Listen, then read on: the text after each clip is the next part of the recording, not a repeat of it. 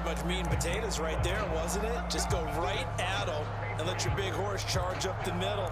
Not too fancy there, was he? Nothing fancy at all, challenging that defense, and on that go-around, the offense won the challenge.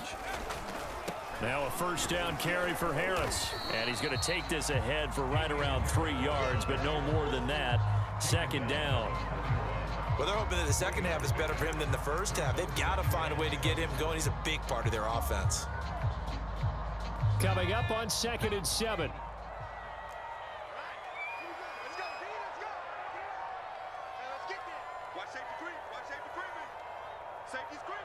They just do get the playoff as he'll look to throw. And that'll be incomplete. Took a pretty good shot as he tried to pull that one in. Couldn't hang on. Third down.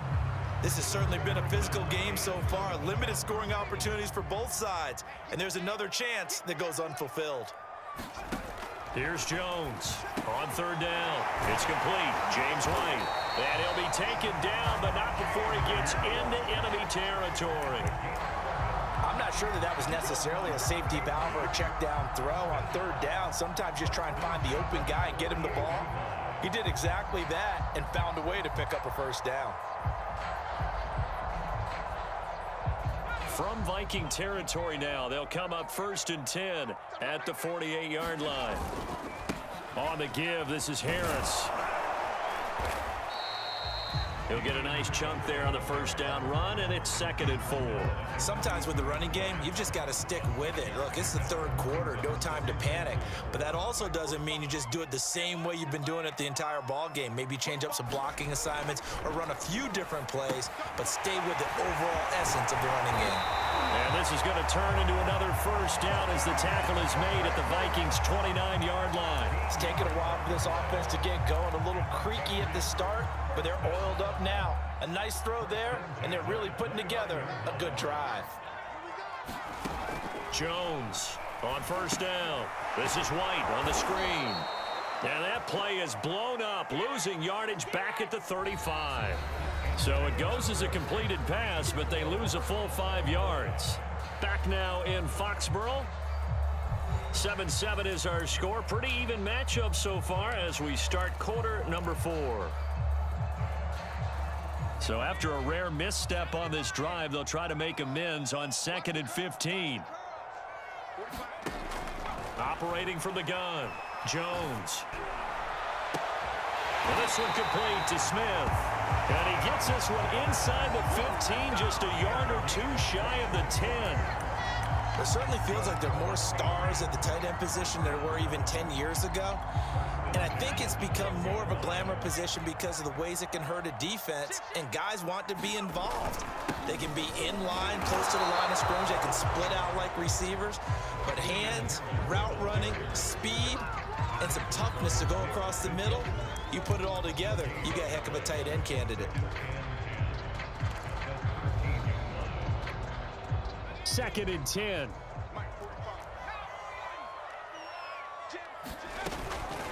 Now a give to White. And he's going to get about 4 down inside the 10 to the 9. But that call makes sense because they've been throwing it well on this drive, and once again they show passing formation, showing the shotgun. Then they ran out of it. That's a nice play by them defensively, though, to hold it to a short gain. On third down, Jones. Touchdown! James White, a 9-yard touchdown grab. And the Patriots have taken the lead. Now Folk for the extra point. And he's got it. It's now a 14-7 ball game.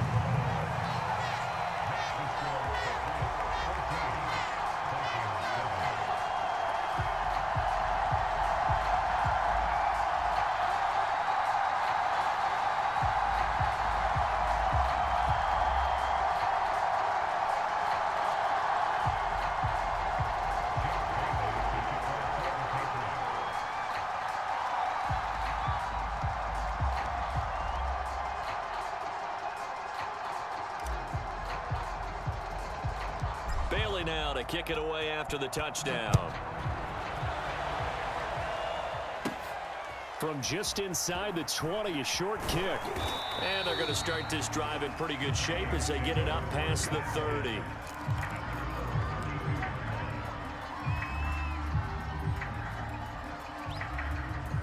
Here are the Vikings now to start their next drive.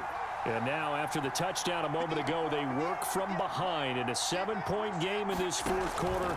Plenty of time on the clock. Meanwhile, Cousins' throw complete to his receiver, Thielen. And all the way down inside the 25 before he gets out of bounds.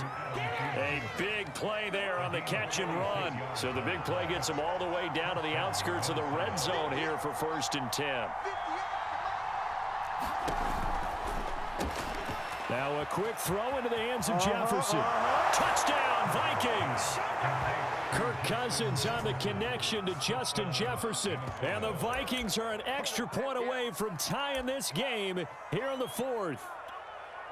And we are set up for a fantastic finish now. A fourth quarter touchdown here. We're an extra point away from a tie football game. And I know they're thinking about possibly going for 2, but I'd go ahead and kick this one and just get it back to level. Don't forget the extra point. It's up and good. And we are tied here in the fourth quarter.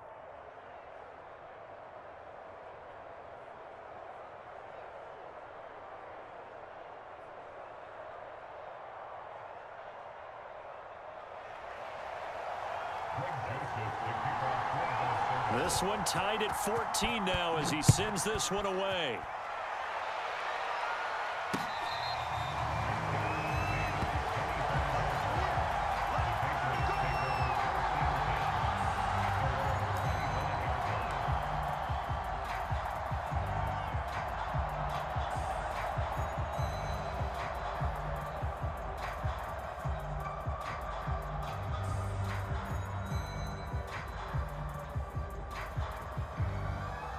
The Pats at the line, ready to go. Well, they just gave up the score to tie it. That's the bad news. The good news, plenty of time in this fourth quarter to try to grab that lead back. And he can only manage to get a couple. 2nd and 8 coming up. And the trend continues here in the fourth like it was in the first, second, and third. He's had nowhere to run. And you're probably thinking to yourself, why do they keep feeding him the football? Well, they trust him first and foremost. They do believe that over time he might actually pop one of these runs. But bottom line is he takes care of the ball well for them, so they'll keep handing it to him.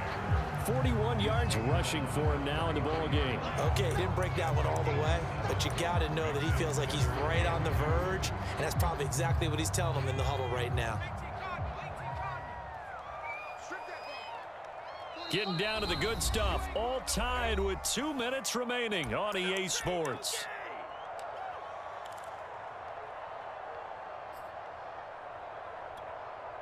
So the Patriots with a football as we get you reset. And they're facing a big 3rd down now in this tie ball game. And he's going to have the first down at about the 38. But they picked up a little bit of yardage there, and now, in this situation, should be in no hurry to run a play really fast. Let the clock wind down. So here's a 1st and 10 at the 38.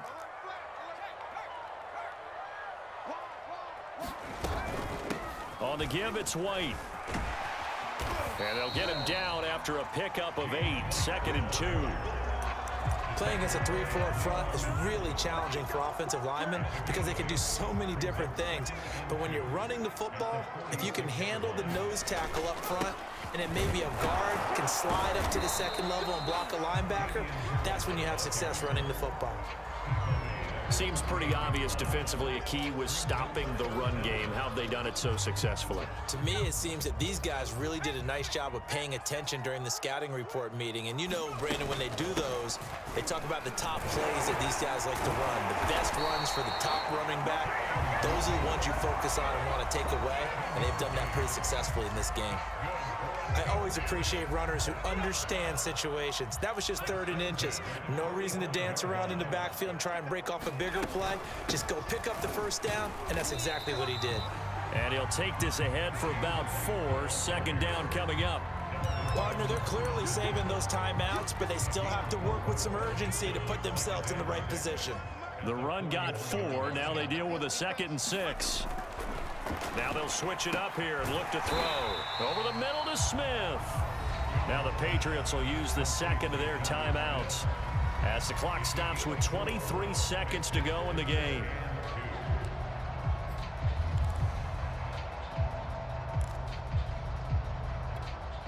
If they get nothing else here on third down, it'd be a 53-yard attempt from this spot.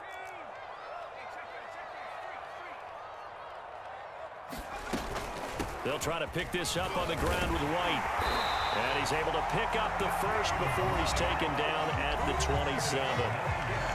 Now the defense going to use the first of their timeouts as the clock will stop with 18 seconds remaining.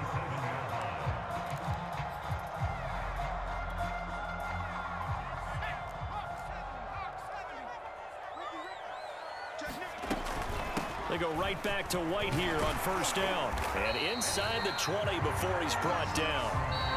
Now the Vikings will use the second of their timeouts as they'll stop the clock with 12 seconds to go in the football game. So the ball down to the 16 here for first and 10. They run with Harris. And he'll take this one down near the 15. And whistles, and they take their final timeout with 7 seconds left. We can't be totally sure that that was by design, but we do know that a lot of kickers like the ball on the right hash in order to kick the field goal. And whistles, and they take their final timeout with 7 seconds left.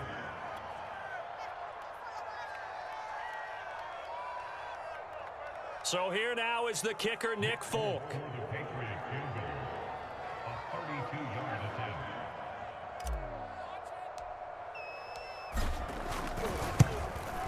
And the 13-year man puts it through.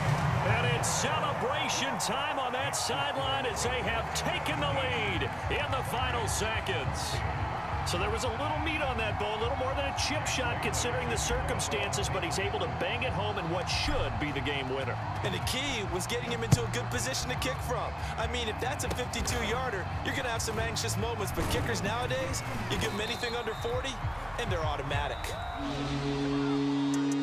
Going into the final play of this game, they knew that they needed some type of a miracle there at the very end, but they couldn't get it done. However, we were treated to really a spectacular affair. Even though they didn't finish it off, you're exactly right. They took us down to the last play. You're wondering, could it happen? Possibly, even though we both knew it was a long shot.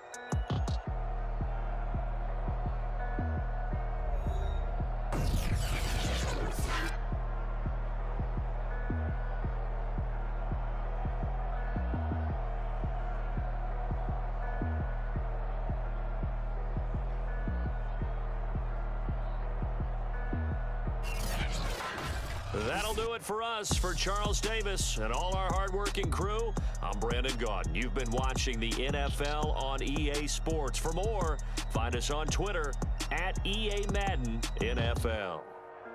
The Patriots winners here at home as we say so long from Foxborough.